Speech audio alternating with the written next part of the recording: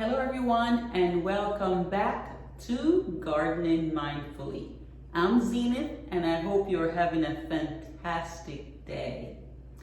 You'll see that I am surrounded by a few beauties. So today we'll be talking about orchids. Yes, these orchids are another one of my very favorite indoor plants. The species, the type of orchid we're talking about here is called the Phalaenopsis or the moth orchid. When you take a closer look at the face of one of these flowers, you'll understand why it's called the moth orchid.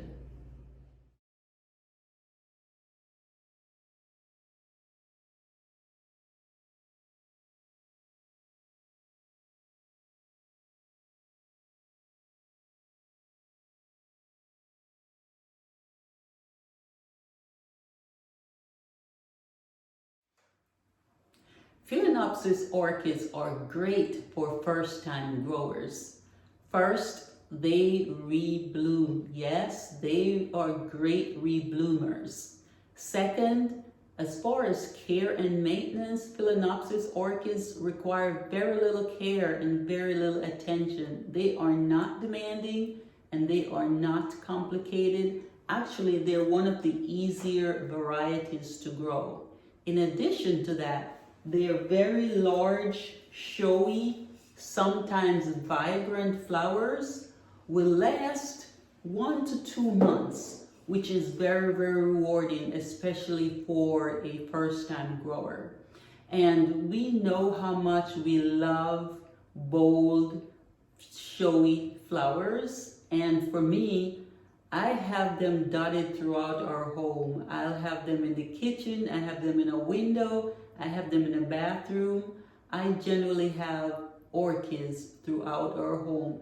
Again, because of the colors. Look at the color of this one. Isn't it just awesome when you walk into a room and that color just lights up the room?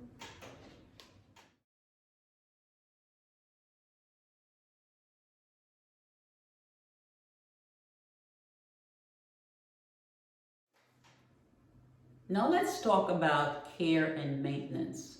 As far as light, a bright north-facing window is ideal because that way it should be getting indirect sunlight.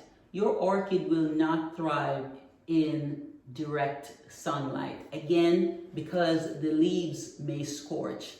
And here's an example right here where I still need to find a better home for this plant because it's suffering from some leaf scorch. You can also tell that the location is not ideal because the leaves, sometimes you'll see that it has the yellow tinge on the edge. It's also kind of wrinkly. The leaves are kind of wrinkly, and that's an indication that it's getting excessive light. And I'm aware of that. I just really need to find a better home for this plant. As far as water, your orchid does not require a lot of water. Generally, once a week is fine. And as far as the amount of water, I've seen where it's suggested that you add 1 or 2 ice cubes. I do not use ice cubes on my orchids. I grew up in the islands and we did not use ice cubes on our orchids. And you also need to think about the natural habitat for these plants. When they grow in the wild, what is the condition that they grow in? And I know these plants are epiphytic, meaning they grow on other plants or other objects for support, mostly on a tree, but they also will grow on barks and they'll grow on moss or rocks. And they don't require a lot of water.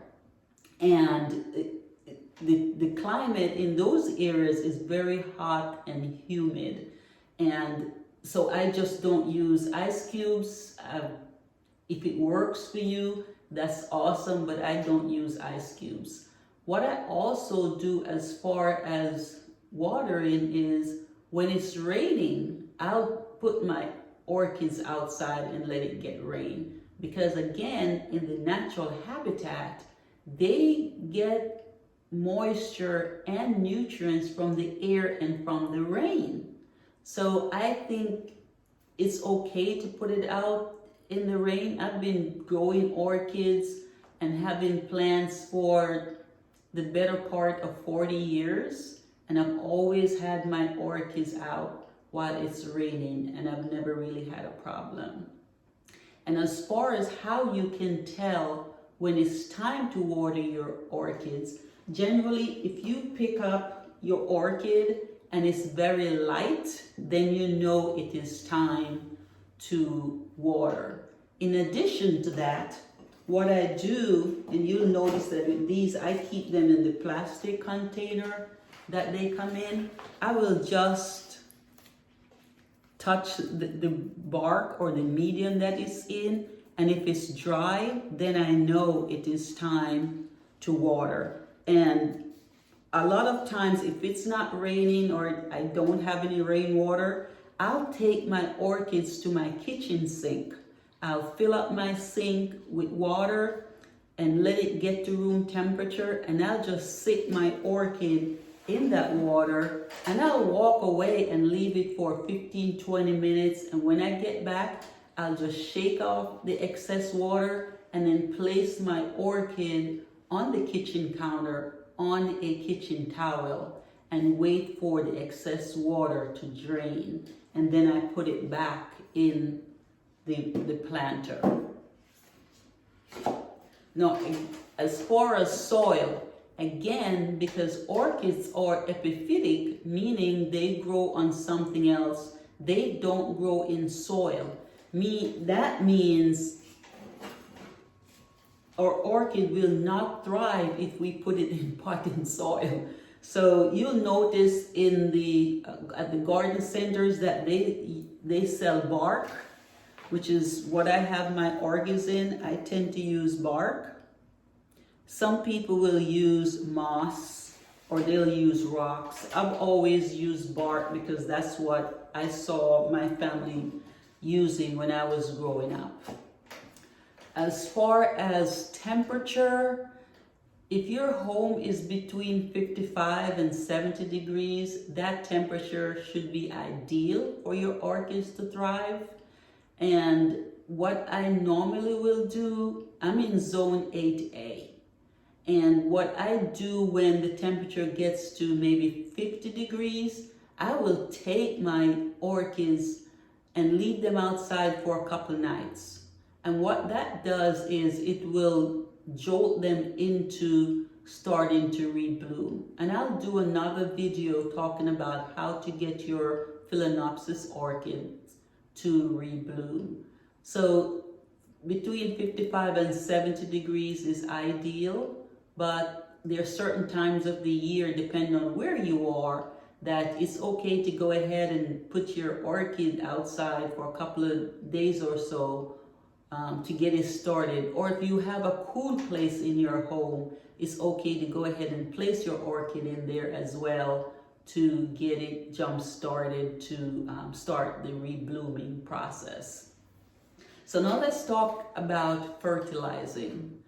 Just like other plants, you can fertilize your orchids. For me, I fertilize my orchids in the spring and summer months, similar to the rest of my indoor plants. While they're blooming, I do not repot and I do not fertilize my orchids. I feel as though they should go through a period of rest and not always being pushed. So I only fertilize my orchids in the spring and in the summer months.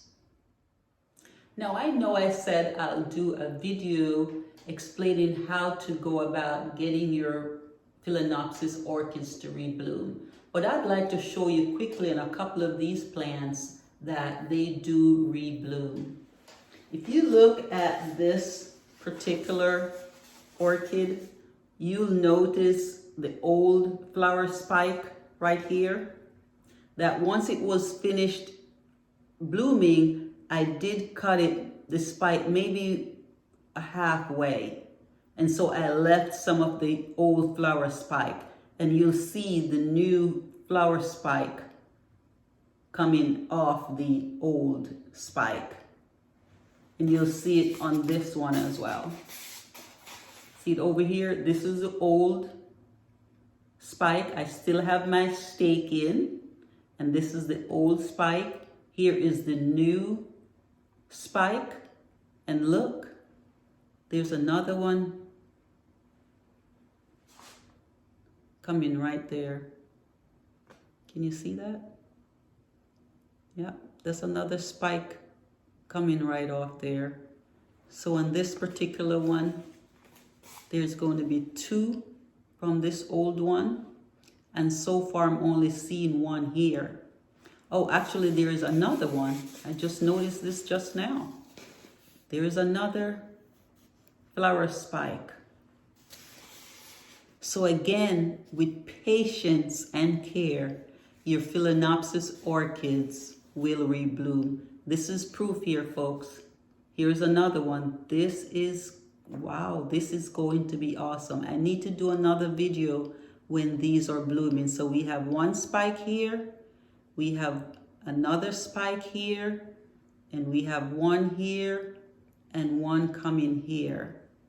So I will have 4 flower spikes on this. Oh, and what do we have in here?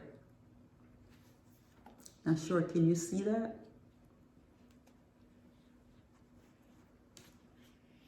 What's this in here?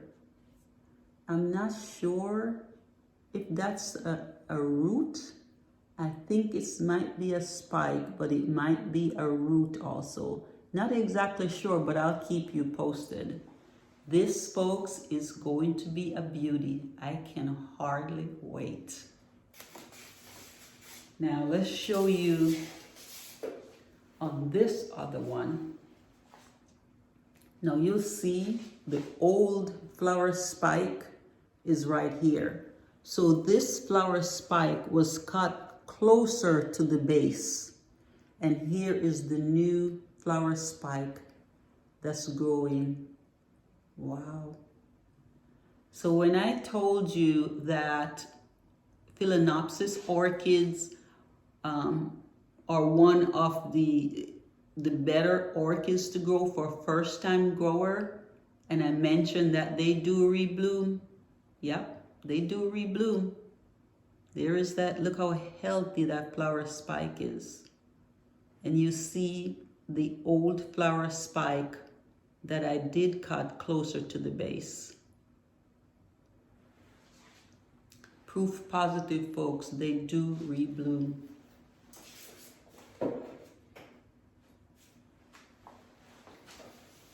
So if you've ever been worried about growing orchids, won't you try growing a Phalaenopsis orchid? It is very, very rewarding. One, because the large moth-like flowers are just so awesome, so large and showy. They do rebloom, and they are easy to care for. I hope you're inspired to try an orchid or 2. If you have any questions, please leave it in the comment section below. Like, share, and please subscribe. Hope you have a wonderful day. Bye, and see you in the next video.